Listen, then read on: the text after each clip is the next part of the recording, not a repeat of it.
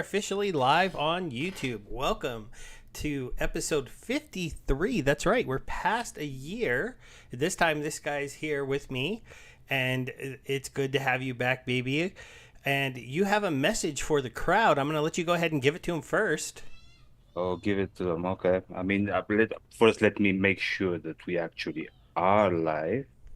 I mean, no offense. I just like I okay. know. He had Yeah, to throw just me under a you know, bus first. Now better, he's going to throw something else under a bus. better safe than sorry. Oh no, I mean it's just the nature of things. I mean, it was something coming up, so ta-da!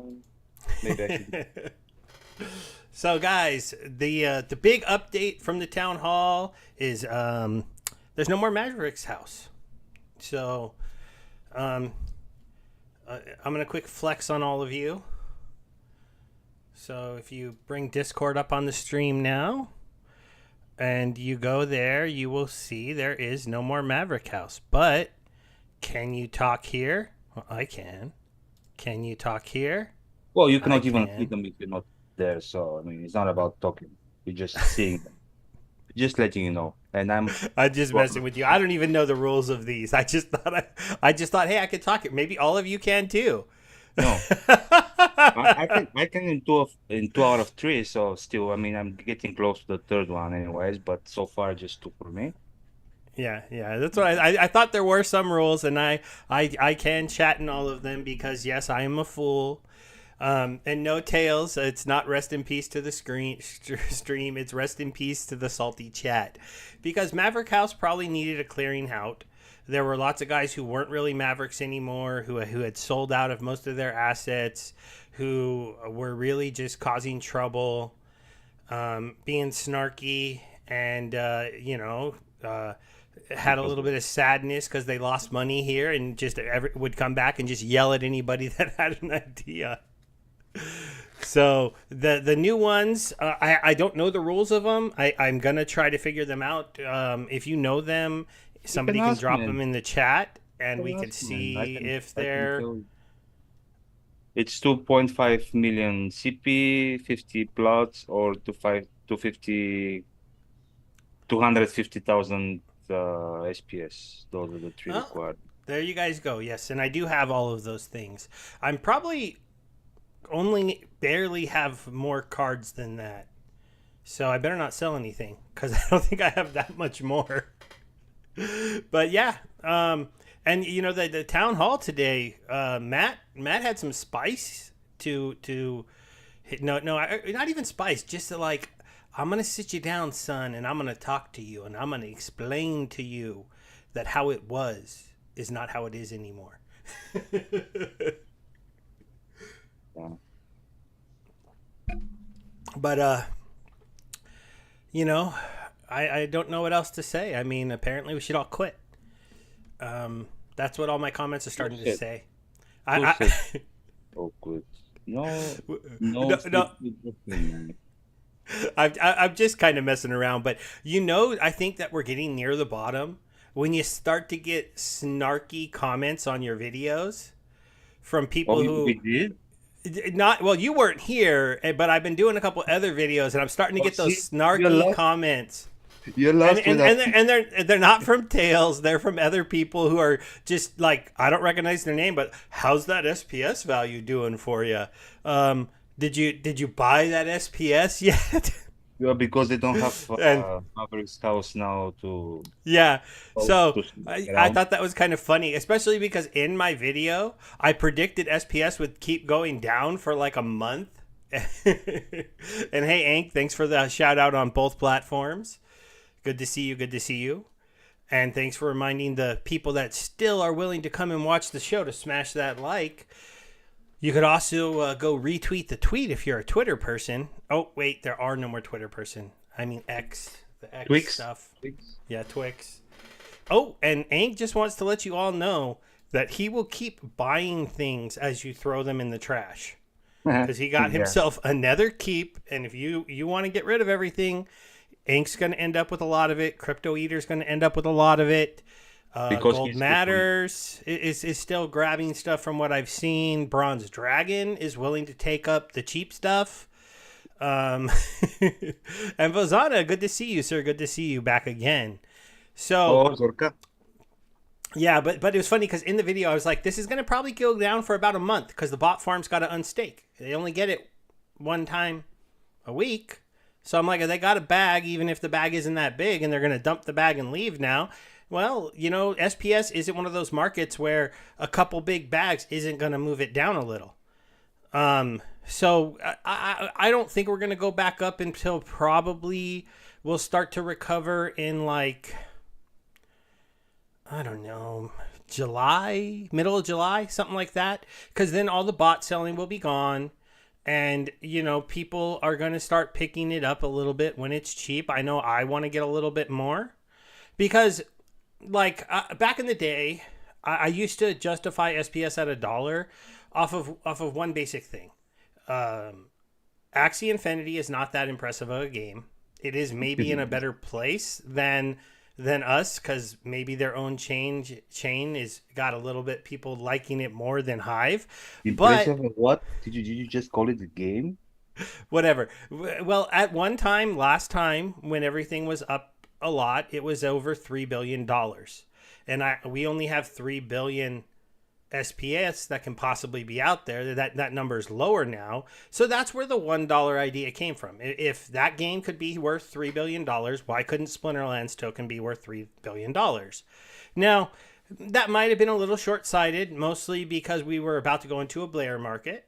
And I probably was discounting the fact that we do have things like vouchers, we have DEC, and we have other things. But so my number that I used to want to have was 1 million SPS, and I'm getting close to there because I thought, hey, one day it'll be worth $1 million, right? But now I'm thinking maybe I should go for like 2 million SPS. That way it only has to get to 50 cents to make me $1 million. I wanna be a millionaire, so freaking bad. And Ank's saying he thinks around 1 billion would be fair. And so at 1 billion, if we had all of our tokens, which we don't because we've burned some of them, right? A lot of them. And not even all of them are out there yet. You'd be at SPS around 33 cents. So that would be... Before you continue, a shout out to the finest gentleman out there. Oh, yes. Matt Clark. Good to Yeah. see you. Good to see you. And yeah, it was a great town hall. I'm going to try to go over as much as I can. I only got to watch it once and at fast speed. I've been really busy at work lately. I didn't get to watch all of the Crypto Eater interview on the Bebeomega stream. Yeah, the Bebeomega stream. It's The the People's Bajangles. Guild. Well, it was the People's People's Guild, Guild. but it was Bajangles with Fat Jimmy because his normal co-host was not there. So it was Bajangles, Fat Jimmy, and Crypto Eater. I only got into about the first half hour, but that's where the no more vouchers come from. Because Mr. I own 5% of SPS is working on... He's actually not going to get rid of vouchers. He's talked to enough people to where he knows that won't pass. But they're talking about maybe doing a proposal to make vouchers soulbound. So no more market activity for it. No more able to buy them. And so if you have SPS, you get to use vouchers for discounts on stuff. And if you don't have SPS, you can't get vouchers. So you have to pay DEC, sir. For you, Well, DEC. that's behind the scenes stuff. It definitely wasn't mentioned in the town hall. The soulbound part. Yeah, we miss Splinterlands TV also. Birds, bees, and trees. I wish we were still doing that. Oh, we're filling up the void.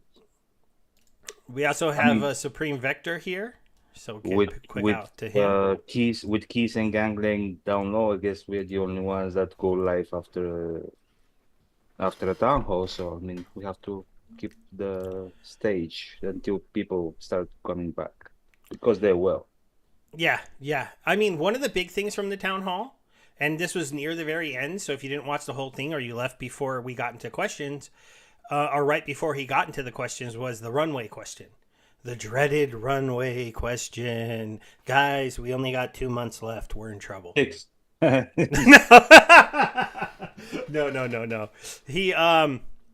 He was talking about the runway, and he basically said if we make no more money and don't bring $1 in, But Wait. Bulldog's giving away Darth Squirrels in his streams. Oh, okay. But of course, those who have a day job that actually is making them really work right now, because mine doesn't always do that, but right now it does. So I wasn't able to watch anything on my phone, so I haven't really got to enter in any of those giveaways. So no Dark Squirrels for me yet. But But is it real ones? Like he's going to give them out, or I wasn't there. I don't know. Ask Ink. well, Hank says he won too. So Yeah, I mean, I was there for a stream yesterday because on Tuesdays I get to work from home and I can actually watch Bulldog, and I did enter, but because I'm not there very often, I did not have very many channel points, and I felt pretty bad. is it every So, Tuesday? I guess he streams every day Oh no, nowadays. He's starting to stream a lot. You I work from home on Tuesdays. Yeah. every Tuesday. Yep. Because during COVID, they let us work from home forever. And so when they brought us back to the office, I said, could I have one day at home still? And they said yes. So, I mean, little behind the scene for everybody, but I mean, live discussion. So, how about, except for town hall days, we move the show on Tuesday? Oh. Hey, hand in the mirror. I did tell her she could invade the show for a moment today. Sure, I mean, she's always welcome. Yo, high Yes. five. Fozana needs to know who you're doing the RAP to. He wants you to do a high five. I know you can't hear him, but can you? Bam. So, they're answering to both of them at the same time. What's that green thing? So, did you hear my question, Stevie? Yeah, I did, you but would- we'll talk about it later. Okay. Because I'm working from home doesn't mean I could do a show during the middle of the day. No, So- not during the middle of the day, but at least you won't be stressed out like Dad, getting can back you to hear me? my home. And I mean, but yeah, we'll talk after the show. Yeah, I don't know. Maybe the chat can do too. Do they like Thursday nights or Tuesday nights better, except for town hall weeks? That's interesting. We do have a lot more flexibility on the weeks that there is no show and stuff. Can they hear me? They can if you're talking to the mic. What do you want to say? I love you. Oh, look at she loves the Splinterlands. He loves us. We love you back. Yeah. And one day she'll probably take over one of my extra accounts. We'll see how that works. You know, if I can Or get her to your play the main. game or not. Or your main account. Or the main. Yeah, that's true. Maybe I'll just give it off to her and she can start take over the channel. I mean, she's the one actively participating, so she gets the first dip. What? Say Yeah. yeah. She agrees with you. See? I mean, why Okay. shouldn't she? I'm not getting it. You're not leaving yet? Okay, but wait. I have to. Tails, you didn't let me finish the the thing, because yes, it I'm was sure scary he when watched he the said. town hall. He's just provoking me, man. Yeah, I know. But guys, the comment Matt made was, if we make no money, don't sell another thing, I can run the company for 6 to 7 months. Then he said we have a couple things that are going to extend that really quick. He's going to ask the SPS DAO to start paying for the SPS chain maintenance and setup. Now, I know this is probably kind of funny with her making faces, but either way, that's the one big thing. So there should be a proposal coming out soon for some chunk of money to pay the guys who are making the SPS validators and getting that software out and running. Then then the other thing he is going to do, and because Matt is a pretty big Hive holder, he knows some of the other big Hive holders, they are going to do the proposal to get some funding from Hive DAO, and that makes a lot of sense. Okay, come on, you're messing up my show. Can they see your chair? They can't see my chair. They can't because it doesn't show. But the reason why the Hive DAO thing makes a lot of sense is because hey, don't mess up my hair. Mess up my hair. The Hive DAO is because, just like many of the chains out there that have grant programs, it makes a lot of sense for chains to support projects that bring a lot of things to their ecosystem. And Splinterlands brings more to Hive than I think anything else. I could be wrong because I'm not as active in Hive as I used to be. I know there are some other projects, but we'll see if that is if the Hive team takes that or not. got the Fizz in the house now.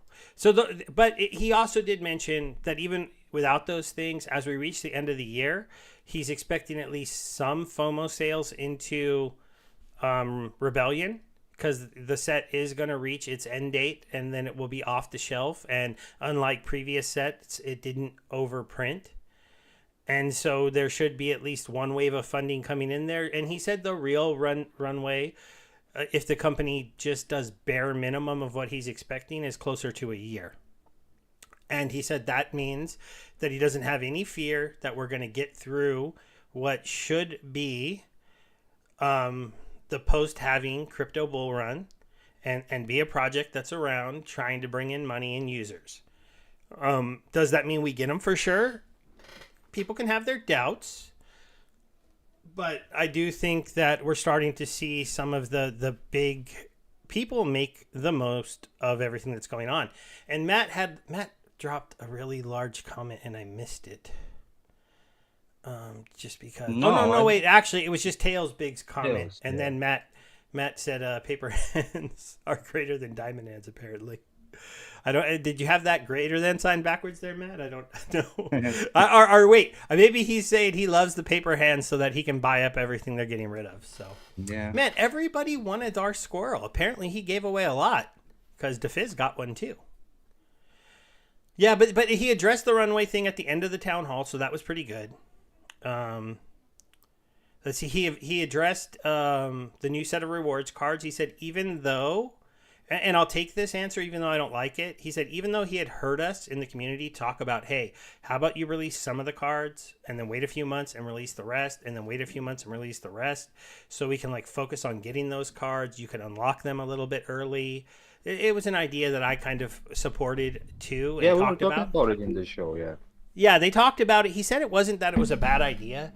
He said that, at this time with the more limited staff and them trying to make sure that they get certain things done, that it didn't make sense to add that many extra releases, because every time they do a release, they've got to patch the game. They've got to spend time QAing the patch. They've got to, do this, do that. They'd have to update the cards in all kinds of different places. And so he just wants to do it in one big batch. He also still rejects the idea that soulbound cards are bad. I'm more on the fence than him, towards even leaning towards they're bad. I understand Matt's point. But the one thing is, maybe if there were more people here playing, and maybe if they got more liquidity bots up and running, it wouldn't be such a big problem. But I still stand by the statement that a few of us have, that when you come to play the game, if you're a new player, and you go to play the game and a card stomps you, and then you go look on the market and the card is not available, meaning that the only way for you to beat that card is to find some unique team that can take advantage of him, which takes a lot more work than just buying the card and being able to play that same team that dominated you. It's discouraging. And it hurts fair play. It hurts a true ranked experience. Like, I had somebody. Today's town hall, you're still on that train, man. Hey, I'm still on the train that he's wrong on this one. I think he's wrong, and I think it might take the community doing a vote to show him how much we think he's wrong on this. Because, but you know what? He's standing by that. It's better to have frustrated people in ranked play who don't like losing to cards they can't buy than it is to have people being able to come in and just buy the cards and not need to play the game, because then they'll just buy the cards and not play the game. I still don't know who those players are. I was a player, I kind of am, who just buy the cards I want if they're for sale and I use them. But I don't just buy them and then not play the game. Why would I do that?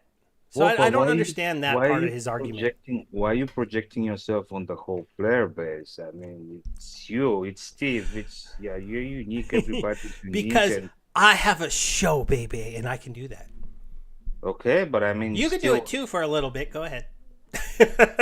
No, I'm not going to generalize, but what I'm saying is, like, everybody is unique, and just because that's how you feel about soulbound cards, or you and a few other people, doesn't mean that's how the general new player, because you're not new player, first of all, none of the other people I bet are. And second of all, that doesn't mean that they feel this way. I mean, they're like, yeah, okay. I mean, I guess I start here, I build up my Soulbound collection, and I become more and more competitive. I mean, that's just part of the game. It's not like it's totally pay to win. You have to actually invest the time, and you won't be stumped because now they're having those bots.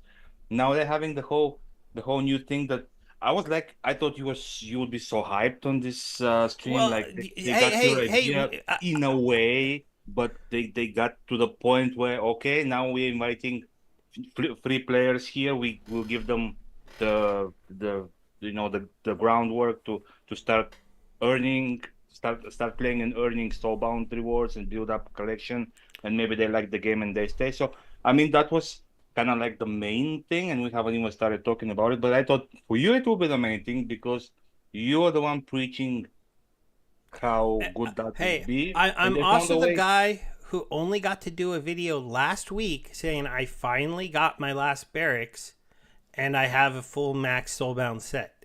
So It good took for you. I until mean, last week. yeah. and Well, and so the point is, me and a couple other players, we didn't have Kulu when he was the meta. Some other players didn't have Iziar when Iziar became the meta. It's just it adds a frustration to the player base that I think could be avoided. yeah, If but I the just kind of but think the I one kind thing of I'll think. say though, Let the me one say thing I'll say something. is the While you're still new on the wait, wait, it, wait, wait, it wait, might wait, have wait, been wait, wait, fixed wait, by the glint wait, wait, store, wait, but wait. I don't know. Since you're still on that, I might think like off of my memory that in the times where you were not having Kulu, you were fighting somewhere in Champ 2, Champ 1 area, and now that you're having all the soulbound cards, where are you fighting? Usually in Champ 3 by the end of the season. But that Mm, has to do with the rating inflation changing. My win rate is probably about the same, though I do think I was a little bit better. But the other part of that I'm still interested to see, and maybe I'm wrong on this. I still think people are using battle helpers. Now, yeah, I'm pretty there's sure been of it. no bans yet, and I'm not using a battle helper, so I think I'm at a disadvantage when I play the game right now. I And think, also because I'm playing like a normal person. I want to try out Lorcus, so I use him a yeah, lot, and sometimes it was the wrong idea.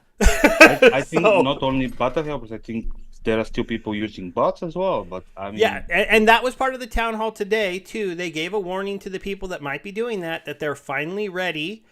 And this is something I've been waiting for. They're finally ready to start using the tools that Skylar has helped them Tyler, perfect. before somebody correct you in the comments. I'm sorry, Ghostly? He's not here. Okay. but they're finally ready to start, stopping accounts and kicking accounts out of modern. And it's going to be a very interesting thing now because now if you want to go to wild, you got to go buy a pass.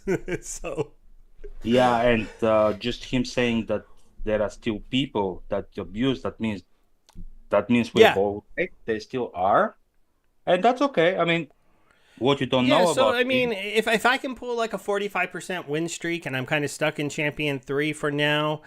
I'm also not playing every day, and it has nothing to do with the game or not wanting to oh, play. I was just teasing you. I It, know it's not, it's apple to oranges, so I was just teasing you. it's just work. My work is extremely busy right now. I worked on Wednesday. I was at work for like 12 hours, and I didn't get to go on my walk, so I'm not playing on my phone. And then I get home and I try to rush a few games in so that I'm not sitting at 50 energy, but I'm usually sitting pretty high. I did play a little bit yesterday, but even then, no. See, look, 50 energy again. Damn it, I'm a failure. So. So what you don't know about me is that I'm back in. I maxed my rebellion as well, pretty much, and I'm back in modern with my main account. So Oh, I didn't know that. Yeah, I know you had gone over to Wild, and it's tempting. I have the Wild Pass, and oh, I do have it on my out I account. played what I usually do at the start of the season is I come in and I play over here in Wild because I can win 13 out of 16 games, and I can just power play some games and win most of them. When I have extra energy at the start of the season because I open the chest. And I'll be at like 80 energy. And I'm like, I have to use it really quick. And since I don't want to have to think a lot, I just want to get through that 30 energy. I'll come play wild games usually.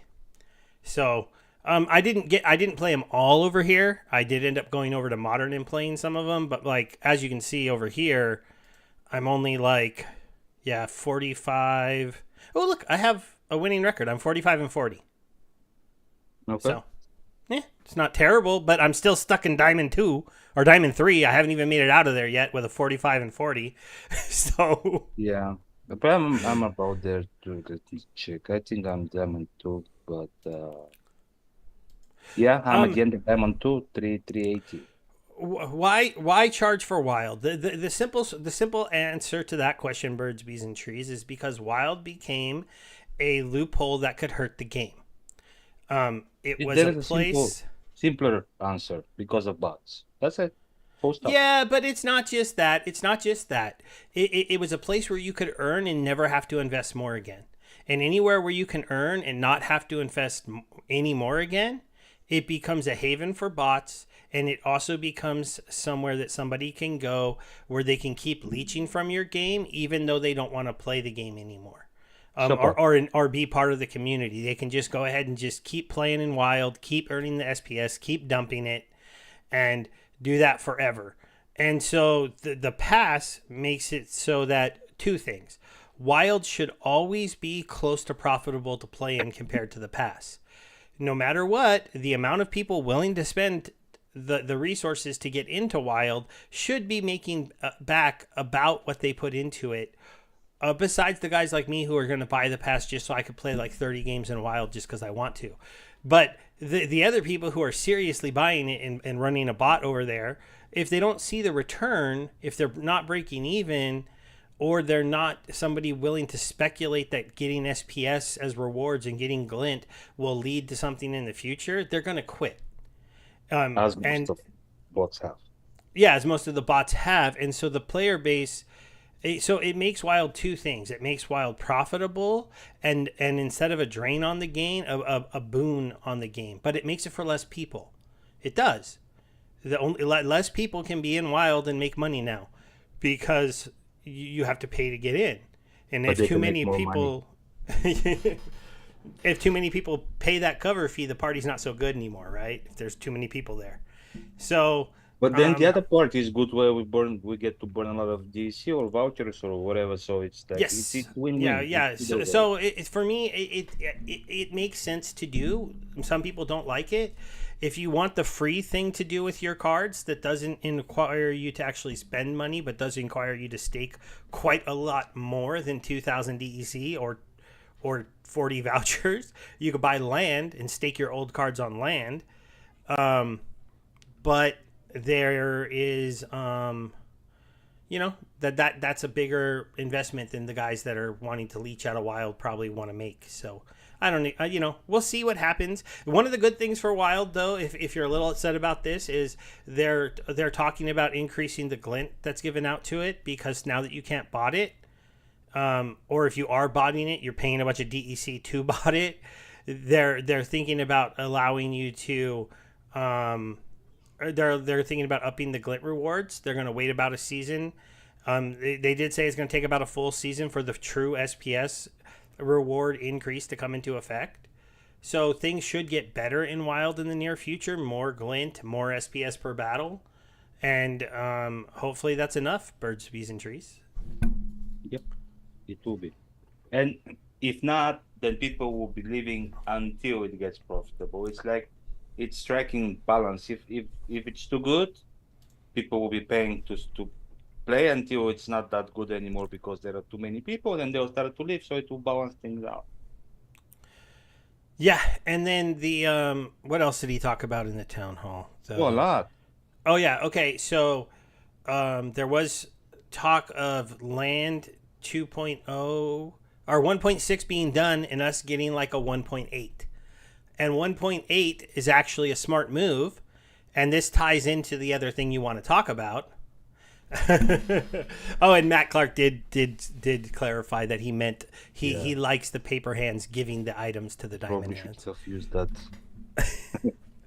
but the yeah, probably should have used it that way. Yeah, but the what do you call it? So land will move from what it's doing today to just to Did he make it mention so a that number, you or can you just produce make it? the You make it up. I didn't what? hear what did he mention a number, or you just making it up? The 1.8. What? The 1.8. Yeah, did he mention land 1.8? Or Oh you no, just that I made that up because we okay? had Okay, I 1.6, was like, but this I was listening. isn't What? this isn't 2.0, so I'm calling it 1.6 because what he's Hey, talking okay. what he's talking about letting you do is make it so that you can start making the first basic elements within the game. So like every basic element that the land is supposed to make. So stone, wood, I guess water from the Iron rivers. for Isn't not the iron? No, number. iron is one of the better ones. I think that wasn't. He only talked about like the main ones. So Yeah, like iron and stone. iron and stone are from the mountains, huh? Yeah. Or something like that. So they talked about you doing all of the introducing that into the game to create more liquidity pools, and then changing it so that research huts and SPS farms, in order for you to have those things be resource huts and SPS farms, are what are they called? Occupied lands to run the SPS huts and stuff. You would have to feed them these supplies. So it would change land from a very passive game that it is right now in 1.6, where you just go and collect whatever you've earned, as long and unless you're somebody who needs to buy some grain and then collect what you earn, because I know there are people doing that, but most people just go in once a week, once every other week, collect what they've earned and step away. Well, now you'd have to collect what you earned. You'll have to look at the type of lands you have. Like I have a whole bunch of desert, so I forget what desert can make, but I'm going to be making a whole bunch of that. Probably. Yeah, probably sand. I don't know, but I forget what deserts can make. But I'm gonna have to make a lot of that. I've also got a decent amount of rivers, so I can make water because there's a river running through my desert. I don't think that is what I agree. But I don't have hardly any forests. I have an okay amount of plains. Not really. Not very many plains. So I'm going to be making a lot of water and whatever sand can make, and I'm going to be having to go to the trade market and trade that so I can get some stone, I can get some wood, and I can go run my research huts. And so that creates a market with constant trading, which is a lot better than what we have today. There is no water resource. Oh, Just there saying. isn't water. Okay. Yeah, it's Well, grain. whatever the rivers make. I'm a bad land person, okay? No, the ones that have irrigation, like river, they make grain. That's it. I mean, that makes sense. Yeah. But just a little, like, I don't know if they will keep that, but it wasn't the occupied. It was the magical lands that had the bonus to the research hub, and I'm not sure if you can only build a research hut on magical lands, or maybe if you build them there, you get the bonus. Yeah, if you Or- build them there, you get the bonus. You can still build a research land anywhere you want, but probably. once we are in this new version of it, because a research hut is going to require resources to make, it means the amount of people with resource huts, like me, I run a lot of resource huts right now because all I got to do is give them grain. When I have to give them stone, wood, when I have to give them like 4 resources, that's what Matt talked about. Now I have to go change my whole setup. And reevaluate everything on land. And for the first time, I thought, I might need to buy a couple $1,000s worth of DEC so I can go ahead and turn on my other 8. Like I have about 70 lands left that I didn't turn on. I'm like, maybe I need to turn those on because all of a sudden, when the game gets more complicated, I'm going to need more land if I want to be able to, run more than 2 or 3 research huts, run more than 2 or 3, what do you call it, SPS huts and stuff like that. So, well, some people are running the SP. What are they called? Extractors? I forget the ones. It's research huts. It's grain fields, and I forget what the mines. I think. Yeah, I think it is. I think it is a mine. I forgot what it was called. Yeah. But yeah, you know, it would be a big update. It would make it so that instead of having just a grain DEC market, you'd have 4 to 6 more resource markets there. That's more DEC that has to get staked over there, and it finally makes land more interactive, and you'd have to pay attention to it a little bit more, especially because and it would be our first look at and this is something that I'm thinking about doing. I might want to stack some grain, a shard mine. Yeah, see, Ink, I knew somebody in the chat would tell us eventually. It's shard mine. But you know, this would be the start of you not being able to make grain on every one of your lands. And since I have a whole bunch of damn deserts, I know I'm not going to be able to make a lot of grain. Well, you I said just you know have viewers, so you'll be able to make grain. Yeah, I'll be able to make some grain on the rivers, but exactly. So it's going to make the land game more of a game and more of the resource management game it's supposed to be, instead of just let's go collect my rewards and go collect my rewards. Go collect And my I'll be rewards. making a lot of stone because majority of mine is calderas. So maybe we can swap like sand for stones. Oh, it's time to push back against tails, but I need some water first. For them to be successful, the juice needs to be worth the squeeze. Well, I mean, yeah, but again, I mean, a disclaimer that probably I feel like we should make. Yeah, that won't be the land game. That will be just another iteration that keeps us occupied or busy or entertained until the real land game comes. So again, it's not something that needs to be. Again. What is Splinterlands? Let's see if you have the right answer. Matt talked about it on the town hall. A Web3 game. So you had to say Web3. It's a game. To me, Splinterlands is a game. It's not, and Matt went over this on the town hall. He has this pushback against people like Tails who have this idea that every time that you put money into this ecosystem, you need to expect to get your money back. That you need to expect to make a profit. It is a game, and most games that I grew up during my life, and most games most people have played in their lives, you don't expect to make your money back. Now, he went with the game we compare ourselves to the most, which is Magic. And when you play Magic and you buy Magic every Friday night and you go to Friday Night Magic and you're pumping hundreds of dollars into those decks, you're not going to usually get those hundreds of dollars back.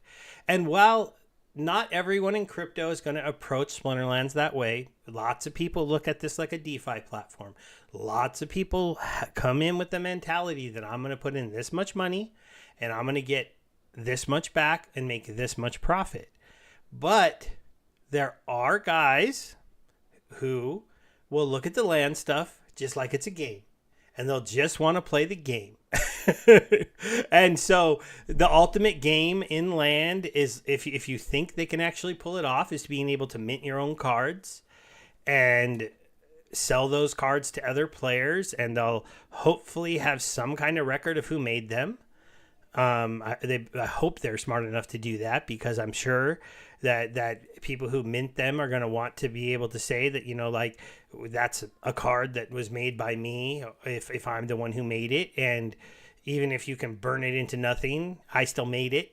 So it'd be interesting. And you're right, you just said worth the squeeze, but you know, Land 2.0 to me had always seemed like it was going to be a very exciting ecosystem, something very interesting to be a part of. And even if my, 200 lands that I have can't get me to being able to be crafting cards, I should be able to specialize in supporting some aspect of crafting cards.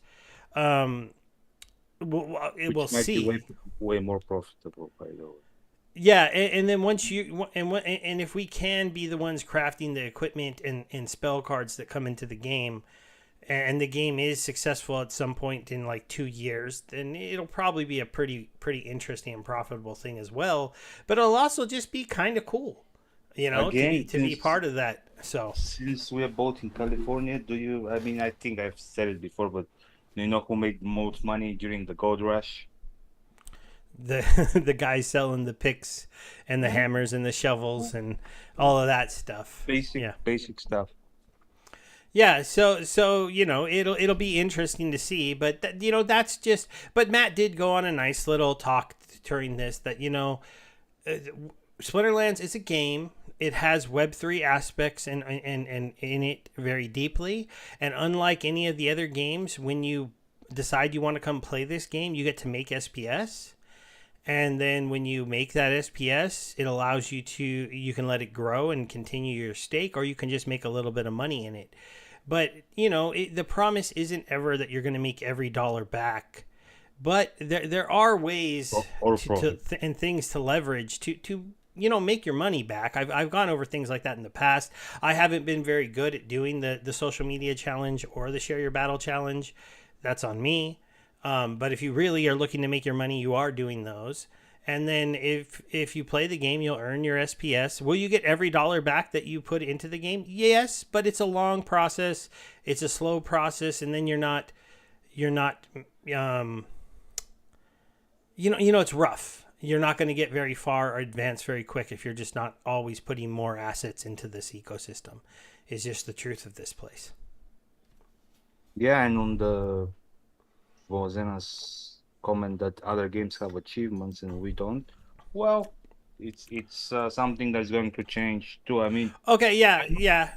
I know now you should be Vozena. You should be part of the collectors chat, and I think it was there when there was discussion where Nate was also involved, and there was suggestion that we should make some sort of like noticeable stuff. And yeah, trophy room is something that will get there when we get there, but it's something that it's on the radar. So yeah, we'll get. Yeah, and there are some achievements. Obviously, the first ones are the access to the Discord channels. Those are achievements that you get by having certain amounts of assets within the game. There are also assets that you get, little achievements that you get, like I have this cool little image before my name when I play games. I'm a rune guard because I have my runies. And I'm also the high roller. So there's some small things in the game. They could definitely add more. But then we got so tied up in the land thing of whether or not this is going to be worth it. The whole thing that makes it worth the squeeze is what Matt talked about today, is that they are working on this, though they didn't say they were close to it, but they're also not close to land 1.8 yet. I know I'm talking about it, but he talked about it today, but they didn't say they were close. But they are doing things with the research huts and being able to do things with research in particular, and more than just get research. And it would be something to make the research game a lot more interesting. He talked about promo items that you could get by having a research hut up and running and earning research that's dedicated towards earning those things. And So also expanding the trade hub with new pairs. Yeah, like and so imagine like a war conflict type setup, but instead of staking cards to get points to earn the airdrop card, you have to spend research points, or you have to provide liquidity, or you have to do this or that. And that's something that he wants to do, and it's something they want to bring into the game, are a lot more cosmetics. And these cosmetics, the way they want to bring them into the game, this might not be everybody's favorite thing, but he wants to make them soulbound. And he wants to make them hard to get by doing things within the ecosystem. So they will be the first. So these kind of things are much better than, in my mind, soulbound cards, because, having a skin on my card that I got because I have enough research points, or have enough lands going, or provided enough utility, and being able to put those skins on and play them in the battle, and kind of have a way to flex on people other than going for the bling bling way of flexing on people. It would be a very interesting thing. And so they want to put a complete cosmetic system into the game. And Nate let go during the thing that they already have skins for all the cards ready to go, but they want to put a real cosmetic system into the game. So they have to develop that system and put it into the game. So That's pretty exciting though. I agree. Yeah, and Bolt says it. Yeah, we are guinea pigs. You have to remember, there's nothing like Splinterlands out there. There just isn't. There isn't a game with a governance style that I know that works the way ours does. There is not a game with these with the card ownership and the same mechanics or tokenomics as Splinterlands. There But are wait, some there- other games this out awesome, there. this awesome game, the co-parallel, I heard like it's like the best No, game. but they don't have the. It's not the same. It's not. It's a very different game, very different ownership. And while they are going to launch another game eventually, I know better than to trust. Hey, we're launching a AAA game by anybody, because I heard Gala say that for years, and their games are still not out. So So one is still launching at the end of next month. So a it is Gala on- one? No, No, which one? but a triple A game that is within our genre. Oh, Illuvium. Yeah.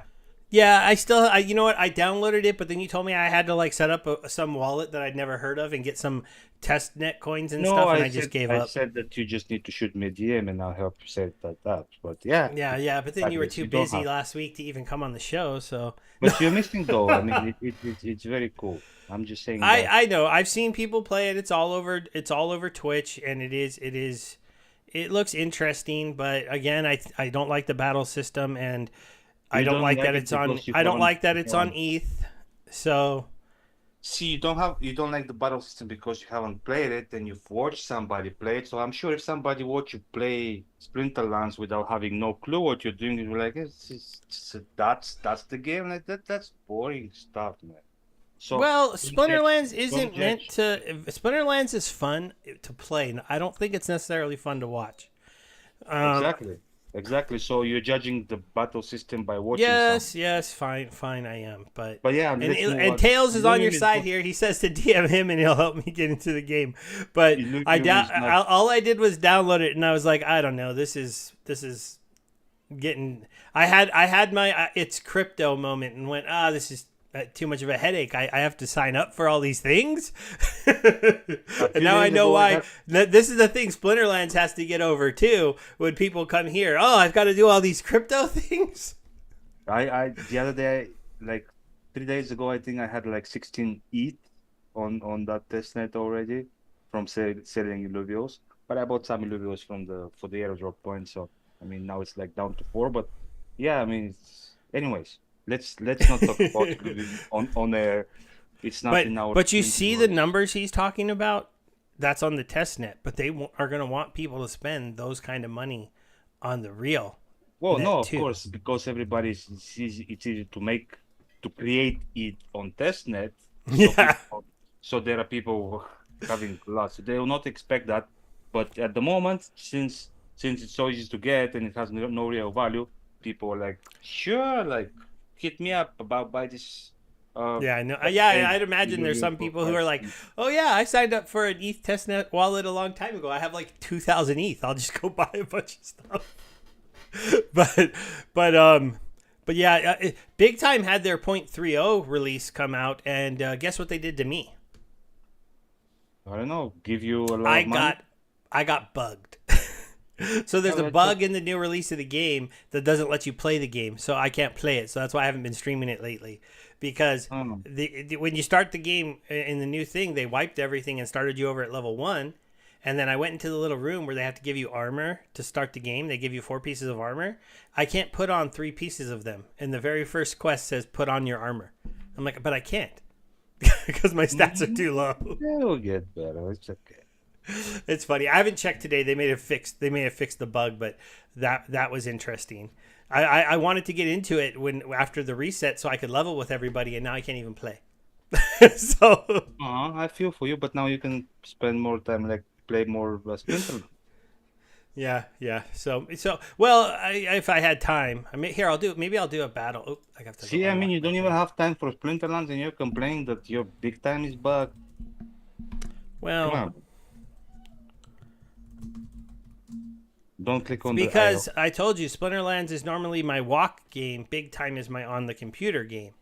So I have to start doing Splinterlands on the TV. Okay, so this guy, Death,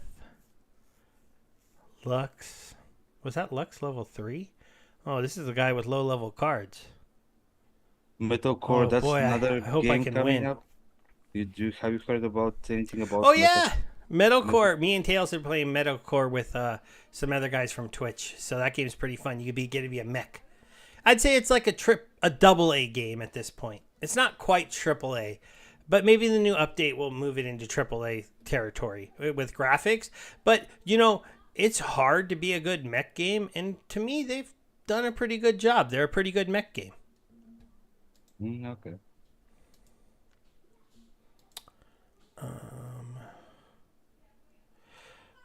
I really shouldn't have made this level 10. Well, Because I almost know in this scenario that they're going to be using Archimist 2, which means I can't. yeah, but they might be using also the Deep Lurker. Yeah, okay, all right, I'll try it. But if she only does 1 damage the whole game, I'm blaming you. Okay, I mean you can blame me all you want. It's like I know. We're just spending an energy because sure. I was at 50. I'm sure I'll sleep. I'll sleep well. Yeah, you'll be fine. Yeah, I believe I will. Oh, he said to go with life. He's here, but he's hiding up here, which means eventually she'll only do 1. If we get to go that long. What do you think? Did I lose this one? No, because he'll be doing 1 damage to you mostly. Oh, true. You're right. He's got a lot of high damage characters here too. I definitely tried not to. Just the retaliate on this guy might be. The retaliate on him could be. Oh, and the he misses. 8 speed is not great, but we'll twice. dispel. Oh, there's another miss. There's a lot of 1s though. the biggest damage dealers are the healer. Oh well, we got a trample. Ooh, it's that other bear that's tough. Yeah, well, and now you. Yeah, unfortunately. But I do have a nice giant killer here though. Yeah, I saw when you were putting it. I was like, that's smart. Yeah. I went for the repair and the giant kill, so hopefully he can hit the bear. No, he will. 8 speed, it's going to be a little tough. Oh, there we go. Got him for 8. Oh, but see, I missed him with the 6 speed character, of course, but hit him with the 4 speed. There's the miss. It's okay, though. I think I got this. Yeah, I think you got it. Gotta hit him. There we go. That was skip. Got another win. Yay. I was just sitting there staring at 50 energy going like, but yeah. So, I mean, is there anything else from the town hall we're forgetting? Well, I mean, we haven't really talked about the main focus that they'll be doing the next month. Oh, yeah, they say they want to get the new player stuff working, right? Well, they will say your idea. They did talk a little bit about 1 set rentals maybe coming out soon. I'm still not sold on this being a good solution, so we'll see what happens with that. But the solution is making it free to play, which they are. So that's what you were coming up with ideas to do for a long time, and they come up with an idea, and I like it. The problem is, like, who's incentivized to put together these sets of cards for people to rent? Because that's the thing they're still talking about us. I'm sure the ones that will sign up to play, they'll get the ghost cards.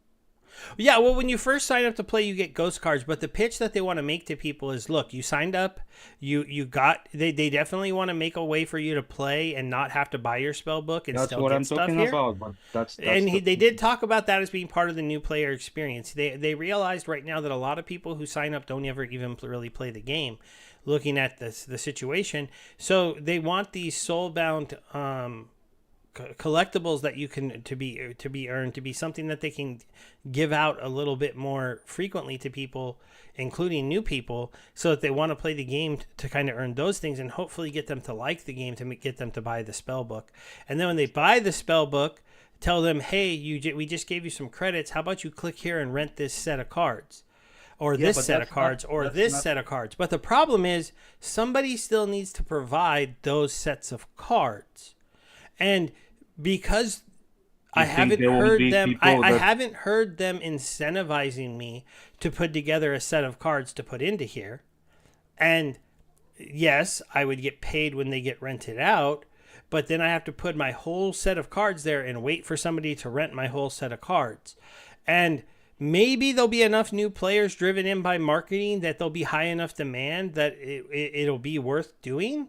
But it feels kind of like it's going to be hard for there to be really good sets for people to rent after maybe, I don't know, after a little bit of time. I'm a little bit skeptical in that part of this plan. And maybe I'm wrong. Maybe but that's plenty not of what I was people talking have about. silver sets and gold sets and max sets of cards, and they're just going to throw them in this rental market. I mean, But it's 30 cents, 30, well, around 30 cents a rebellion pack. I mean, if there is actually players looking for those cards, what you're not going to buy some packs at this price just to open them and rent them out. well, they won't stay at 30 cents if there's a market for that. There'll be some whales that Oh come in yeah, and but you'll change be that. But yes, but but that's still my point. Who's going to provide these? Because we tried supplying pre-made decks once before, given they were third party done in Nifty, and it didn't work well. People didn't really like it. It didn't catch on. So this is kind of like bringing the Nifty because there model was into the site. no player base. But well, yeah, I admit that it has to be comboed with like more players coming to the game, and it has to be comboed with the right things. But that's the only part of the new player experience that that he's making that I don't really like. I like you don't have to buy a spell book to come in and play. You Well, can that's come the and most play, and you can important. maybe even earn some soulbound cosmetics, and then you can be enticed to eventually buy your spell book. And then when you can buy your spell book, we're going to have an easy one button way for you to rent a deck of cards so that don't get stomped on when you go play in bronze. And we're going to have enough liquidity bots or enough other new players in the game to where you're not going to get stomped on by max level cards. It all sounds great. I just hope they can actually put it together. And I worry that the biggest chink in that setup is the one set rentals, because who's going to provide a one set rental? Who's going to take the time to I'm do that? sure they'll figure it out. Even if it has to be like they have the sleeve, so the UI just looks for the cheapest priced item in that sleeve. Maybe Oh, don't have to put whole set. Maybe the set is there, but it just scouts for the market and picks yeah, out. like I got to see how it works. If it could work, like if the Golden Overlay guys were But working with see, them. being skeptical is judging something before you even see it in action. Well, it's also because I haven't heard them describe how it's going to work. The way it seems it has to work is like I have to come and put together a whole set of cards. Now, if me and you could each just say like, hey, I'm willing to put these 5 cards in a set, and there was a service that said, okay, we'll take those cards and these cards and some cards from Tails and some cards from Ink, and we'll combine those into a silver set, and then we'll put that on the one-click rental market. I think that could work. But if I have to provide the whole set, first of all, he said it will be customizable in a way that like they start with bronze deck for chaos, but then they'll be having different options. So probably at some point it will be customizable. So it just, regardless, it will just make it easier or bring the attention to how to rent cars. I'm sure they'll figure out the logistics of that, because I mean, yeah, they've been selling and renting cars since dawn of day. So I think okay. I I mean, think I they can. admit that the rental market is better than most, and so hopefully they can figure this out. It's just my worry. Bolts has a question. He's saying, how would a new player earn tradable assets besides waiting for 4 weeks to unstack SPS? The only way I could think to earn a tradable asset is to get lucky, or if you were winning a lot of glint, save up and buy a title that you can trade, or buy the biggest chest that you can afford with your glint at the end of each season. Open those things and hope for a lotto chest. I hit one in my video I did, the last season video. I got a beta pack. It was only one beta pack, but I did get one. I opened 90 of the top level chests, 30 on each of my 3 accounts, and I got 1 beta pack, and that's a tradable asset. So Oh, so they don't need to earn tradable assets per se because it's a game, as you mentioned, as a I did, acquisition. but he's asking how could they earn them, and those are the only real ways right now, besides the SBS token that yes, you have to unstake over 4 weeks. The only things you'd be able to sell instantly is if you buy a chest, you open it, and you get lucky, which is kind of the way it was before. So they've kind of went back to that model. It's just the tradable assets are much more rare than they used to be because you used to Or get he can tradable buy cards. he can buy 500,000 SPS and then he'll be getting some SPS without having to unstake it. Like every day, some free SPS that they can just sell. Yeah, You that's know? true. With the SPS that you earn for playing, if you stake it, then you start earning staking rewards, and staking rewards are liquid. That's why I always have a few thousand SPS sitting here liquid. These are my staking rewards. Yeah. And so, oh, and you know what? I think I'm a bad. Once again, I am a terrible token renter. Well, Tails, I guess Matt disagrees with you with what Web3 game is, so there's that. And yeah, we were talking about people that are joining, new players that are joining without paying, and so that's the main focus for the team for the next several months, I guess at least. They would want to try to get those 100 signups per day, some conversion to that, and that's via through Oh, via free to play, where you uh, don't you earn soundbound stuff only, but you get the real thing. You get play the game, you get to see if you like it or not without spending a dime, and then that's something that a lot of people were preaching for, and it's finally coming. So I don't understand why nobody is focusing on that. I personally think that's the best part of the town hall today. That news that they actually are going through with a way to make it so you can play the game without paying and decide if you want to stay and pay or you just play it for free. You earn your soulbound cards, you battle your way. I mean, build your way up with soulbound cards, whatever. But yeah, you don't earn, but then you still get to play. So I think that's awesome, and oh that's the yeah. most important. I just remembered a couple other big things to mention from the town hall. Soulkeep is supposed to launch next week, so that's exciting. We're supposed to be able to open What's our that? packs and play What's the that? game. So what? What that's new promo card or what? No, it's that game that Double Coconut bought, and it's finally going to come out. And I'm still holding my packs, so maybe on next week's show, if it's out, I can open my packs. We can see if I get lucky. I have 100 something too. Yeah, I have like 200, I think, that I bought.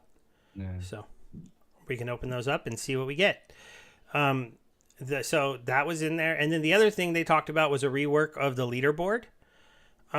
This one was kind of interesting because hidden in there was maybe a shot at the scholar model, but not. It wasn't specifically called out. But they talked about taking away the current leaderboard format. And I don't know if this is good for the game or bad for the game because the current system has these guys buying a crap ton of energy to be up here. I admit that maybe they're making their money back by getting this payout, but basically they're not really earning 200,000 DEC because they're spending, I don't know, 100,000 DEC to do this. I don't know the exact math. Maybe it's not that dramatic. Maybe it's like 20,000 DEC to do this. Yeah, probably it's not dramatic. But still, you know, they're paying some amount to be able to do. You know, I've only done 96 battles. They've done 400 already for Vet V. So, but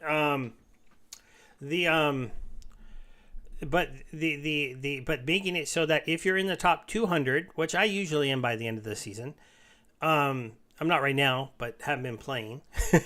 But the top 200 would get into a tournament at the end of the season, and all this DEC would be given out in the tournament. And they didn't really talk about like what kind of placing it would be, but it would probably be more than the top 50. Because if you have a 200 player tournament, you probably have maybe the top 80 that get some kind of payout or something. I forget what it would be. 2/3 Oh, usually at make least it, as but long as you make it in top 200, you have a chance because yeah, maybe yeah. But the interesting part about that though is if they make it a KYC tournament, then the rules would be that the scholars can't play the decks. So that could really mess up the scholar system. Now they didn't say they were doing that. This I is never heard a anything about speculation. KYC. But like for the 6-year anniversary event, it was a KYC But that's tournament, different. right? But that's different. Yes, I know. They didn't say this yet, but they did say that we'd be going to an end of season tournament. It would put scholars in a weird position if they're playing multiple accounts, because what does a scholar do if they're playing like 4 or 5 accounts? I'm pretty sure they would want a tournament like that to only have each person playing 1 account, not playing 5 accounts. So, while he only kind of briefly went over this, I thought that this could be pretty impactful to the whole scholar system. I don't mind that. Yeah, I don't either, because if they, I don't mind the idea of one scholar playing 1 account for somebody. I Exactly. get a little bit dicier on the situation when you tell me that same scholar's playing like 6 accounts. So, that to me isn't quite the same thing as one player being better than me with his when he plays the game, as opposed to him getting better than me because he gets to play a crap ton of the game because he's running 6 accounts. So it's kind of interesting. Aaron's apparently going to go over the salt system that he wants. Bolt, I did see your comment about earning DEC instead of SPS on their new player position period. Would that be great? And I'm just gonna say no. Your DEC is not supposed to come from anywhere unless you burn your SPS. We've been And there. they I mean, they need SPS more, right? Like you need to get your SPS so you can get your stake in going in the game, and you can start to earn more SPS when you play the game. You don't need DEC unless you want to buy stuff. or So cash out. what? Or cash out. Or yeah, it would be a form of cashing out when you sell cards and things like that. Or if you're in land, you need it to stake. So or to mess around in the liquidity pools. So it has its use cases within the ecosystem, but it doesn't have for a new player, it doesn't have the same kind of use. And so giving them like, I do understand that if you're a new player in the game, you have to you want to see some path to earning, but I don't think you want to make it seem like you can't make it too incentivized like that. And especially because where would that DEC come from? Because you have to remember the amount of new players that could sign up and earn that DEC are infinite. And since DEC is a token that in theory you can just inflate, if you were inflating it, then that just gets wild. So I don't think that would work. They And just gotta. we've tried that and we figured out that didn't work the hard way, so we're not going back to that. Yeah. There was some talk today about what happens to this game when the SPS DAO, I mean when the SPS distribution is over, and Matt reminded people, well, that's why you have an SPS DAO, and it will be on them to supply rewards to the game. It's always been the And case. I yeah, know which it- has always been the it was- case. But the hope was that once the token is all printed out, since you're not minting new tokens, that the token value would be higher, so maybe the DAO wouldn't have to give as much SPS per battle. Like maybe winning 5 SPS would be cool, because at that point SPS is worth like a nickel or a dime or something. Or a So dollar. yeah, or $1. then even winning 1 SPS a battle would be pretty cool. So that's the hope, is that the game matures by the time the SPS token print is done, and then the DAO is this behemoth of value, and they can give enough rewards to make playing the game enticing, but not so much that they run out of money. And Well, then the no, way but the even- DAO continues to get SPS is by continuing to do the sales splits that with Splinterlands like they did in Rebellion. Yeah, That would that's what I'm saying. They have constantly ways of. I mean, we as a DAO have a constant way ways of making money, which then we can buy off the SPS from the market. So buy back SPS and distribute it to the game. So that sounds like a good circle to go to, and I personally won't mind that when that happens.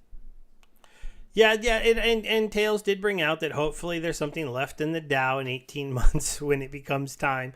Yes, I agree. We have to make sure there are still assets there. I do think the DAO has been pretty stingy. Yeah, I think it's and going to be an very interesting test to see if we're willing to pay for our own tokens development of our well, SPS. I think it will be. Um, I'm sure Matt will make sure it is. well, Matt's lost a couple votes when it came to getting Yeah, money but out of the DAO. not as important as this one.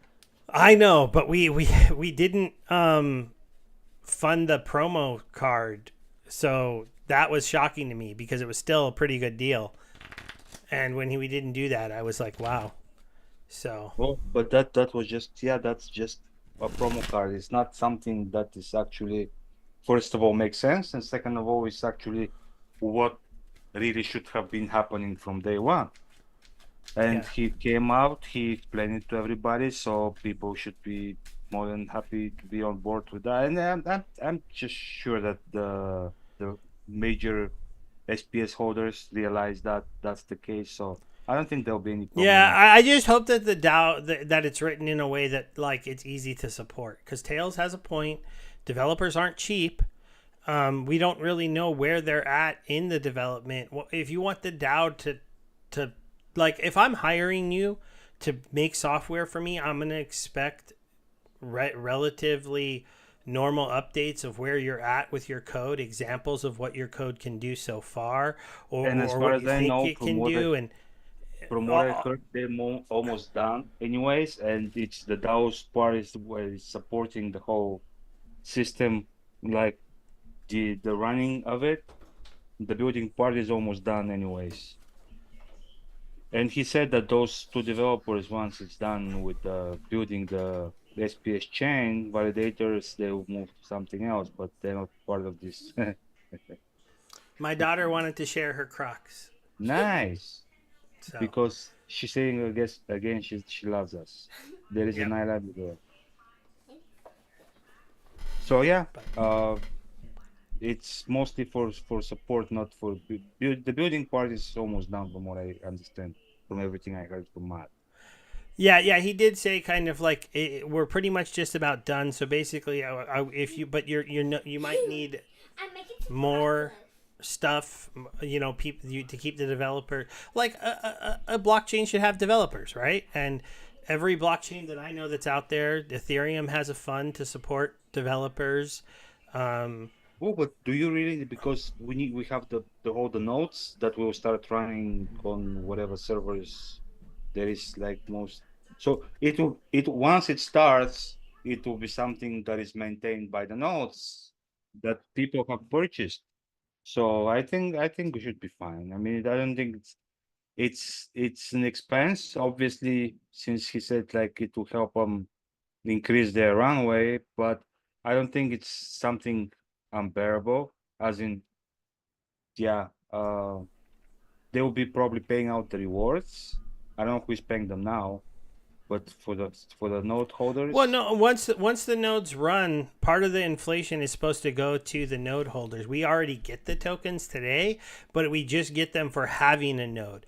Later yeah, on, but you're going to have to run a I node. know, but I don't know where this SPS comes from. It's from part of the distribution, at least for the next 18 months. But yeah, After it's from the the after team. the distribution phase is over, then they'd have to come from the DAO. They'd have to re-up some kind of thing. The big thing Matt kind of snuck around today was he's hoping the DAO can be sustainable by continuing to hire Splinterlands and doing the thing where like, hey, we'll give you 10 grand for you to sell packs and end up making 20 grand, and you end up making 20 grand, and so we get an extra 10 grand out of doing that. And we continue to do that over and over again. And that's how the DAO keeps making a little bit of money by paying Splinterlands less to Yeah, sell and the that's cards one of the than ways. they have to get to come in. And then the DAO will always have a little bit of extra money for funding the game and funding node rewards. The scary thing that could end up happening would be some kind of additional token mint, or the nodes could vote, to increase the supply of SPS and just start minting it again to pay for rewards. So then we wouldn't be a 3 billion cap token anymore. They could say, no, we're going to be a 6 billion. Oh, that should go cap through the token. DAO vote. Yeah, it would go through the DAO, but they would. These are the kind of things they can do. Yeah, but do you think anybody that has a major stake in SPS would want to devalue their token by increasing the supply? I don't know. I mean, those are the I don't. major- I the don't major think voters. so. I don't think so. But I also don't talk to those mega whales that much. So Yeah, but I'm telling you that nobody wants to dilute their shares because that's how they see it. They see the shares in a company that has limited amount of shares, and they're like, maybe we should print some more. I mean, yeah, nobody will do that. So Aaron wants us to go over the salt system. So he wrote it out for us again. So the salt system: earn desalinization crystals in ranked, apply them to your region, try to get your region down to 0 salinization rate, and 0 SR, half your taxes and swap fees disappear. It's interesting.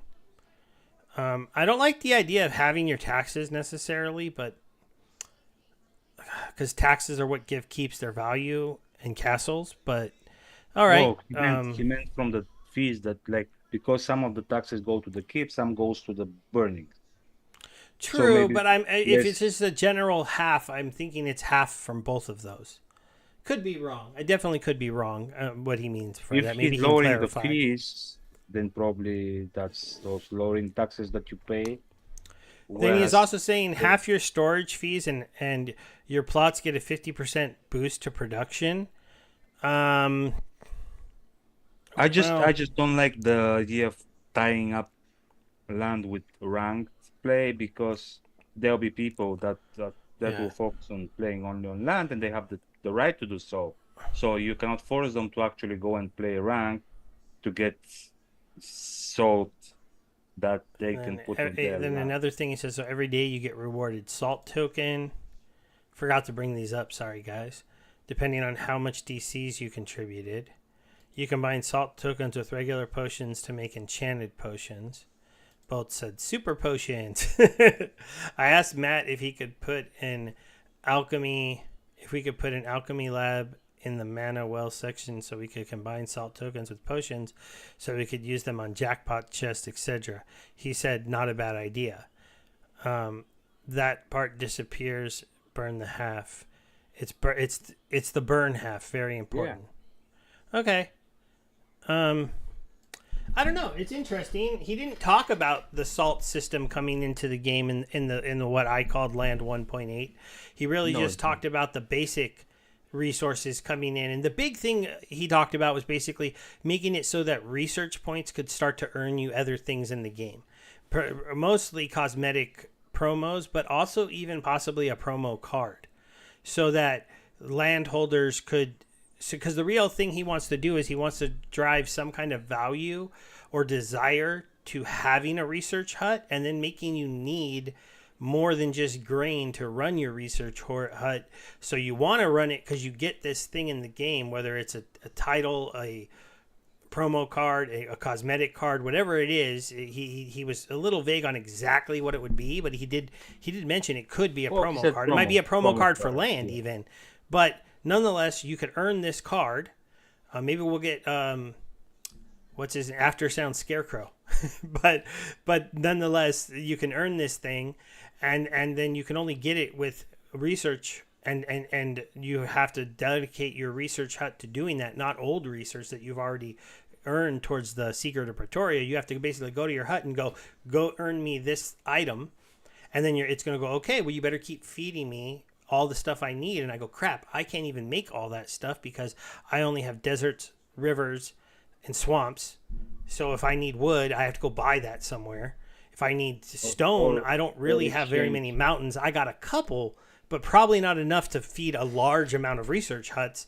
So I'm gonna have to go buy stone. I'm gonna have to go buy wood, and I'm Or gonna have exchange your extra. and and I'll have to exchange the extra of the stuff I can make. So, but the thing is, all of that is market activity. So it's got trading fees, it's got rewards for liquidity providers. All of that starts to come into the game. So It sounds like you're saying it's like it's a bad thing. no, it's a good thing. Yeah. It's a very good thing. It sounded like you were makes it complaining. all I of a know sudden you're not. turns land from what I'm about to do, which is go collect my rewards, to Yeah. an actual thing where you have to like manage your production and make it work. So Instead of this, instead of this, yeah, that is boring for everybody. But I'm gonna go do this in the background while Baby talks to you. oh, Get some grain. Bebe was talking to them while you were I know, I'm joking. bringing all the points. Also, yeah, the thing we probably didn't mention was that the team is planning to drop a promo card every other month, and I don't know when would that Oh. start, but it's a future good job. It's a future idea that they will get onto. So we'll be getting new promo cards soon. Promo cards. I think the last one was about April, the halving, and then May we haven't gotten any. June is already like end of June. I doubt that we'll get this month, but maybe So yeah, since probably we July. since we got two for the halving, maybe like in 4 months time will be the next one. I don't know how exactly, but yeah, the thing is like there will be new stuff coming, and the new reward cards are coming, which will also unlock all the reward cards, and it will be cheap to unlock them, and then they'll get more and more expensive as time goes by. Limited time. I think that's also important and something we didn't mention, even though it's a very important topic for you. The unlocking of the Soulbound cards. Ooh, I have more grain than I used to have. Yeah, I mean, just I'm used to Steve ignoring me and not even. It's okay. It's okay. Sorry, I was looking at my grain. Even when I'm. I didn't talking- tell you to talk to me. I told you to talk to them. No. Well, but it's something that we haven't talked, so I was just bringing your attention that we haven't talked about those stuff. Okay, wait. What was it again? The promo cards every other month was one. Oh of them. yes. Well, I said July is what I think they'll release one. He did talk about them continuing to release promo cards as part of their plan, and that is something that is expected to help him. What made him think he has about a runway of a year is that he has these things that he knows people will spend money on, and the team will make them. It'll be interesting to see if he tries that proposal again, where the And- DAO And pays, the but was the new reward cards coming to cinemas next to you soon, and unlocking of the old ones. oh yeah, I started On to the get into that, and I time. think the chat distracted us, and I didn't finish the whole topic, huh? On a time limit, which starts cheap and then gets more and more expensive to unlock them as the Yeah, 10 yeah. months, right? Yeah, so that was a very interesting moment. So he did talk. When I did talk earlier about how we are going to get all the Soulbound cards released at the same time. That he decided to do that, but then he went into the fact that when those get released, we'll get to unlock our cards, and he's going to do an unlock phase that has a progressively getting more expensive, and then he and like you were saying, I think he said 10x. But with a voucher discount. So 10x burn instead of his original 18x burn, but then a 20x at the end, and there'd be some time frame that you'd have to unlock these. So let's picture if it was half a year in the I very think first. I think he said that around. He said at the end like around 10 months. So it's like one X per month. Yeah, maybe that's what I was going to say 2x per month, so maybe 5 months to get from 10 to 20. But he did say 6 months to a year, which was kind of vague. But they'll tell us what it's going to be when it actually comes out. And so the basic idea is if you want to speculate on these cards having value in the future, you'll have to unlock them. It's cheaper for you to unlock them in the beginning, but that's also when you're making the best speculation about their true value. And going up. So it'll be interesting to see how much DEC gets burned, what the voucher discount. It was kind of funny because every time Matt talked about something, he had to do also voucher discount, voucher discount, voucher discount. And that's what eventually got him to go in the little like, ugh, I want to just get rid of vouchers. Because Matt basically did say that during the town hall. He's like, vouchers just make everything more complicated here. And then it was funny because after the town hall, I listened to the start of the Crypto Eater interview, and he's now the biggest SPS holder by far. And he's going to do a proposal to basically make vouchers soulbound because he wanted to do one to make them go away. But he talked to some of the other big SPS holders, and they're always like, we're not doing that. Now he's talked to them, well, what about soulbound? They'd be like, well, okay, I could support that. So it looks like we're going to get a proposal from him to change vouchers to being soulbound. I don't know what that'll do for vouchers on the market. Well, what about After Sound's ice cream money? No more ice cream money for Aftersound. He's going to be sad. But Maybe. But discounts still. Right? You still get your I mean, I've never been a big voucher buyer or seller because my SPS stack gets me enough to get most of what I need. I've occasionally bought maybe like 1,000 vouchers when they were really cheap. But I have to admit, They're really cheap now. they are really cheap. I mean, I bought some a little while ago, but I have like 2,000. That's what I always kind of keep my stack at. So if I start dipping way down after an event, I try to build it back up to 2K. But that's just what I usually float out is about 2,000 vouchers. I mean, if I'm saving up for like the next time there's a sale, I'll save even more. The next pack sale, I want to have more. But And especially for unlocking soulbound cards, you want to have more. yeah. And Bolts, I do see also he dropped us a comment about in phase 2 they plan to let players in each region have the opportunity to contribute resources to upgrading sub buildings in their local castles and keeps. I think that's probably still meant to be in the game. The idea and the reason that that's there is because they were expecting I think some of the level caps of the buildings to be tied into the level of your keep and castle. So if your keep and castle player was not leveling their stuff, the people in the zone could basically take over that leveling. It's kind of a weird thing. You wouldn't want to need to do that, but you also wouldn't want to be stuck where you couldn't level up your buildings anymore no matter what you did. So they're giving you a way to if they, but it could change. I don't know. I don't know nothing. I mean, I'm not sure Matt knows yet. So, I mean, Yeah. we're talking about things that we know about, like what's coming up, which is the conflict type new research huts and the increased trade hub activity when there are more liquidity pairs, and when every time you swap stones for wood, the trade hub would swap the stone for DEC and then the DEC for wood. So that would be every swap would be actually 2 transactions, which will have fees burning and DC burning in that regard. So yeah, if it gets a lot of liquidity, if it's actually moving a lot of items, which probably it will, since everybody will be like most regions or most what was it? What is a smaller for region? Track? Yeah, most tracks are pretty much having majority of the same type of resources. So a lot of people with tracks, if they want to participate in the promo, the chance of getting a promo card, they'll be swapping a lot of what they're making into what they need to even things out. So there'll be a lot of activity, hopefully, especially if the promo cards are attractive.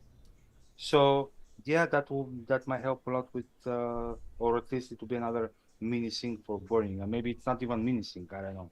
Depends how much the activity is. Yeah, it'll be interesting to see. See, as you can see, you're gonna have people like me. I have a lot of desert. I have a decent amount of water. I got a nice little area of swamp. Or a lot of them are like almost the same. Like I have like 95% maybe caldera. So it's like, yeah, I need to trade my. Oh, and the other thing is they mentioned that the which one is it that is silly? Is it Badlands or No. Or the neutrals ones. No, the one that only has like the 5% Yeah. bonus. Yeah, they will just change it to 1050 as it used to Tundras, be, right? like at the rest. Well, I'm not sure which. There are two Well, types. Yeah, I think it was Tundras and Calderas even, No, but not Calderas. it was I something. would know. I would know if it was Calderas. Oh yeah, see, it's one of these. See how this is only a +5 for Yeah. these. So basically, they're saying that all of these ones that were +5 and -10, these are going to be +10 and -50.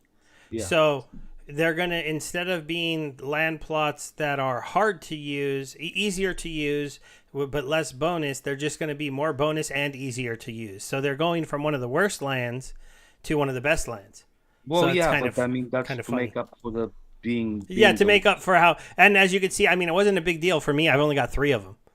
So, Oh, but he said tundra and desert. You have a lot of desert. You said. but deserts don't. No, I don't think it's deserts. Deserts don't do that. Their bonuses is 10 and 50 already. Oh, so it's not. It's not deserts. It's tundras and I think calderas. I just don't know if I are one of the weird ones, but I don't know if I have one of those mountains. Canyon. Canyon. That's the one. I don't even think I have a canyon. is Well, the you thing. can look at you can look it up like the field. I think.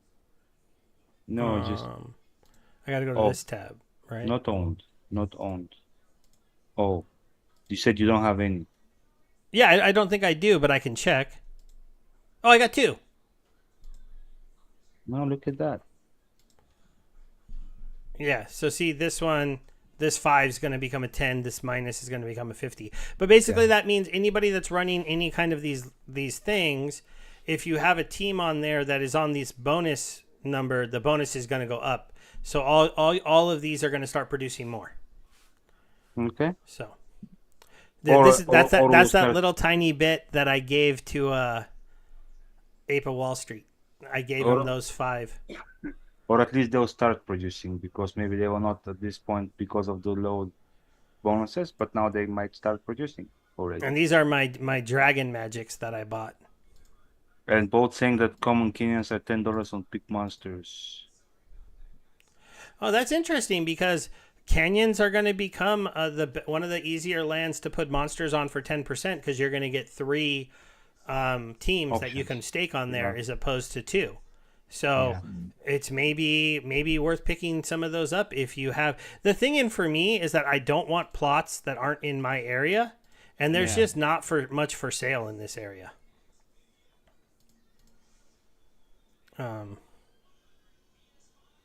Yeah, see there. That's it. And the whole thing. So Well, I that's. oh, well, there is one that's- canyon. Let's see. They want $20 for this one. So I could pick that up because it's going to become better. But I don't know. I don't have very many canyons. I certainly don't need these deserts. What's this forest? $299 for it's because it's epic. And it's plains, not forest. Epic's plains. So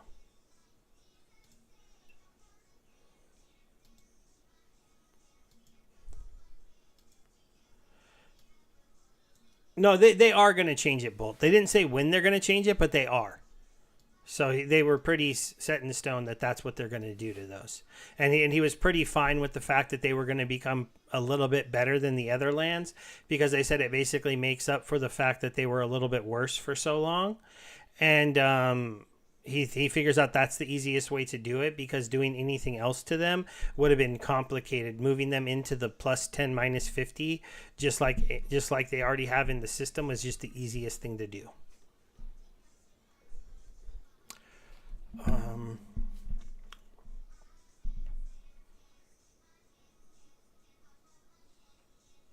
I'm trying to think. Is there anything else that we need to go over? I think we've gone through. I think now we've gone through. Yeah, I most think of- now we've touched all the main points of the town hall. I mean, just as a quick recap, the more exciting things are, You know, they're really focusing on new players. You have a new set of Soulbound coming out. You have current set of Soulbound being unlocked.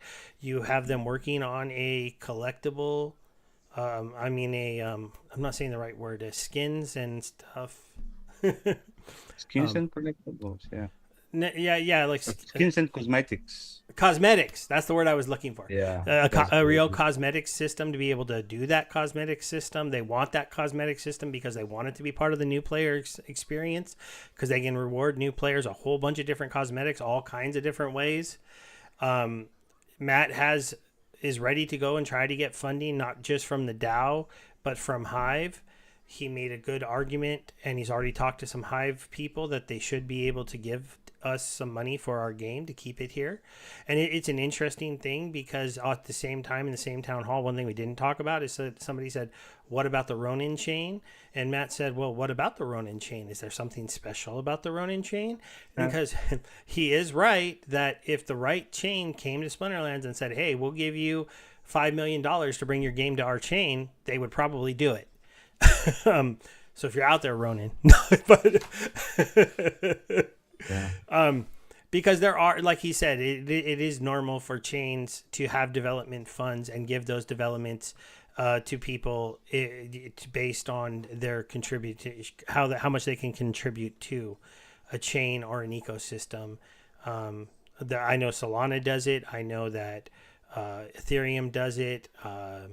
BNB did it, but they did it through Binance. You could go to the Binance, it was like the incubation hub or something, and tell them about your project and their idea, and they would give you X amount of BNB to go build it if they thought it was good. So it's not, this is like a normal thing, and it's something that Hive already does, but they usually focus a lot of their money that they give out of the chain to fund things to people who are going to improve just Hive. They haven't really done it so much for people who are running things, other projects on Hive. I think there are a few games that are doing it though. So, I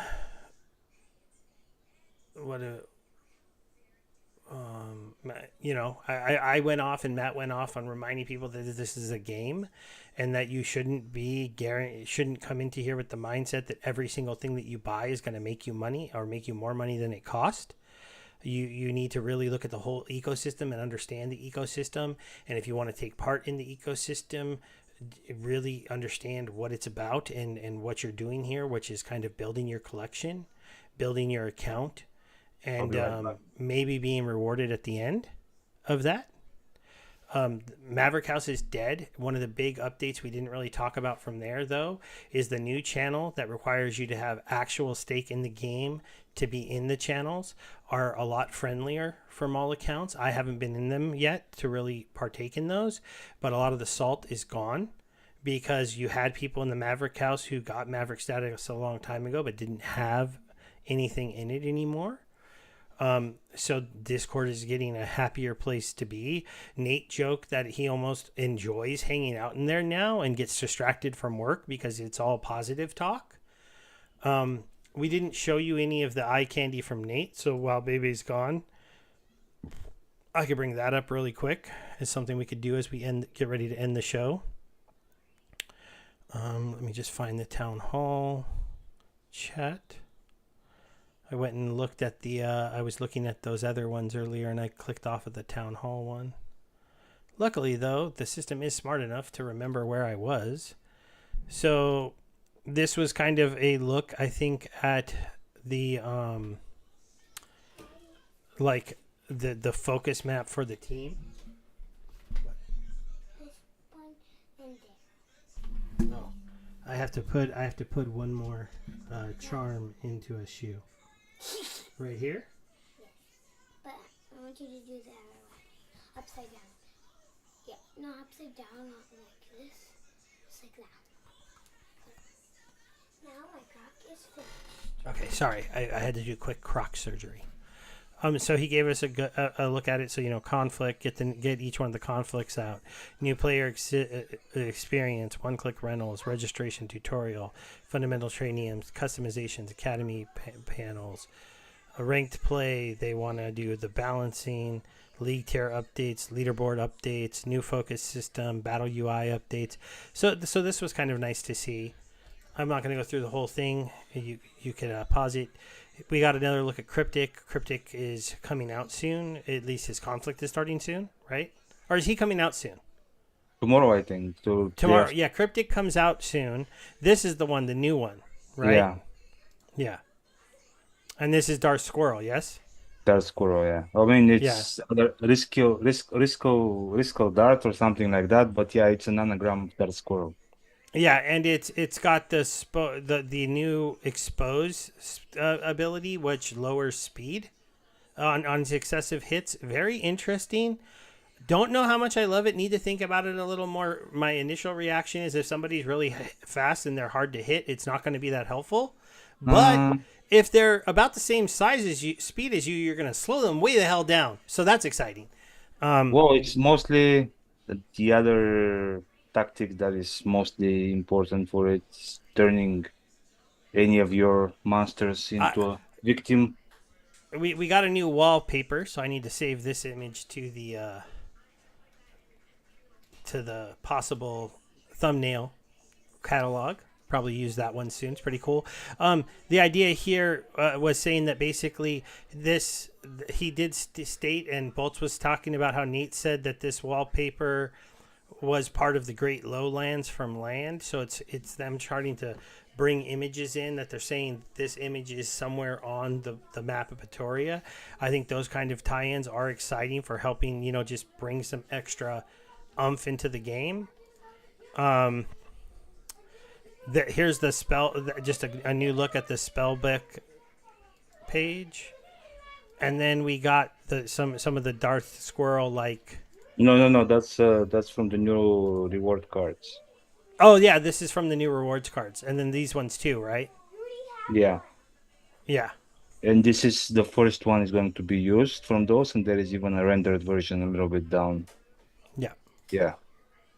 So he showed us a little bit of a tease of the new rewards cards, and that they're going to come out. And I just remembered when I was away for a while, I remember that one thing we didn't mention. It's a small thing, but there is good chance that they go with the idea again of letting us streamers review the reward soulbound cards little by little, like on our stream. So maybe we'll have some Easter cookies or some.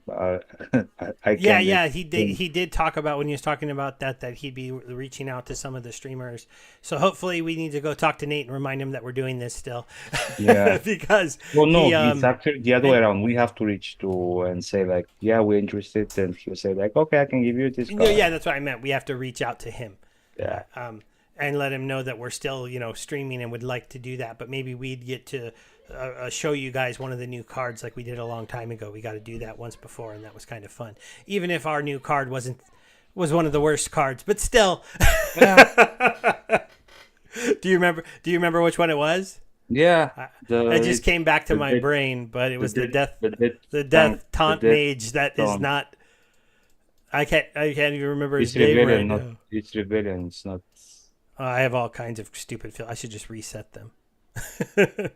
So modern. They're all Chaos Legion at this point, aren't they? The Rebellion set's is the next set that's coming out. What do you mean? For the cards, for the Soulbound. Oh, they'll be tied to the Rebellion, yeah. Yeah, but we got to. Well, you selected Chaos and rewards, and then just select Rebellion up. Yeah, that's the one, core. Just click on core. Did you? Why didn't you? Oh, okay. It takes time. So now you can No. I had to change one thing. Yes, it's. I'm so blind. Where is he? Oh, see, yeah, I said but now he was not. There ready. he is. He was not, yeah. Yeah. So this was the mighty card that we got to show everyone, and even at the time, we had to admit, I don't know how good he is. Yeah, well, and he hasn't proven to be that good, and it's mostly because Death doesn't have triage, or in the same way, and so it's like you can taunt attacks to him, but you can't. How do you keep him from just dying relatively quickly? Yeah, with life leech from Lorcus. Yeah. Life leech from Lorcus can maybe help him stay alive a little bit. So I guess I'll try that because I haven't really tried it yet and see if it works. Normally, my Lorcus plays are Grimbardoon in the last position because then you don't have to worry about Venka running him over, and then he's a big tank at the end. Also, Oost is very good. Yeah, that's and also the And flying. then the Will of the Wisp or the Rift Wing once you give them a magic Yeah, attack. that's actually both. I usually use both Yeah. with the weapon trainer. And the Rift Wing, when you add some leech to his scavenge, it's fun. Yeah, Rift Wing can get pretty crazy Yeah, with for sure. four magic, if there are no magic reductions, four magic and then leech and scavenge. Yeah, especially in Yes, resurrection yeah. See, magic. because here's the thing: is like I have these two silver cards. I just feel like I'm going to be too lazy to put them in a whole set of silver cards. But if I could just donate these to the cause, I probably would.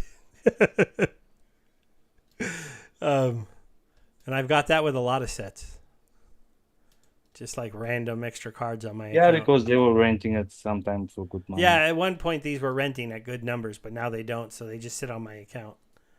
So they, my heart claws are mostly working the land though, but I got a few extras. And it was a glint shop spree. I don't have a lot of glint. Haven't you seen? I haven't been playing bolts. Me and my 50 energy. Hmm. I did do it. If you want to watch me open chest, I already did the video for at the start of this season when I went glint shopping. I don't think I forgot to buy anything. Let's see. I'm on batch 2 here. Oh, I could buy some epics. I bought these. I could buy 50 more of these, I suppose. Okay, we could do 50 more major chests. Whatever. We'll end it. We'll see if I can get lucky and pull something out of one of these. And put myself way over 50 energy, so I have to go play. In wild Let's see if we to get a make up shaky. for the 40 Some voucher nice that you spend. merits, yeah. Well, no energy yet, so maybe I won't get any. Oh, there's 3. Oh. That put me at 52. Oh, there's 1. 50. So, no, I forgot these aren't champion. There's another 3. Oh, wait, there it comes. Oh. 65. Okay. Yeah, but I got some more gold fungus flingers. Nothing else really to write home about. Fungus flingers sounds like finger flippers. Yeah. Um. No, I'm not buying. I'm not buying the minor chests. They're just not worth it No, it's not. for me. Like I said, my set is already maxed out, so I don't need any of the cards. I really shouldn't be. I should really just be saving my glint. To be honest, Well, guys, I don't know. I'll probably. I'm probably gonna limit myself. I used to be buying these, but I'm not gonna buy these anymore. I'm just gonna buy 30 of these each season, and that's it. both strict you into spending your glint. Yeah, I gotta stop spending it. I'm only at 36,000, man. I need to save it up because they said the new rewards cards are coming out in summer. So, Yep, they are. I mean, I would think it's going to be later summer, like September, but I could be wrong. Maybe we get them in August. So Or maybe we get in July. that's all right, folks. That'll probably be one of the last times we do that because I got to start saving my glint for the new set. That's the one thing I would say where I could be wrong about my complaint, and I'll end with that.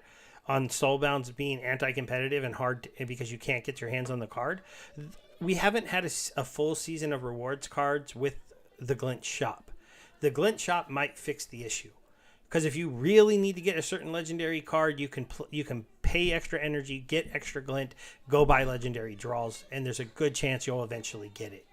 There's a way to do it, whereas pre this shop there wasn't really a way to do it that was so clear. So we'll see if that changes. You want to go ahead and say anything before we end it? Love you guys. Same as Steve's daughter. I love you too. And thanks for being around. Thanks for making us company. And if we decide to change the date, we'll let you know. But for now, it's every Thursday. So hope to see you next time, next Thursday. All right. Bye, guys. Bye.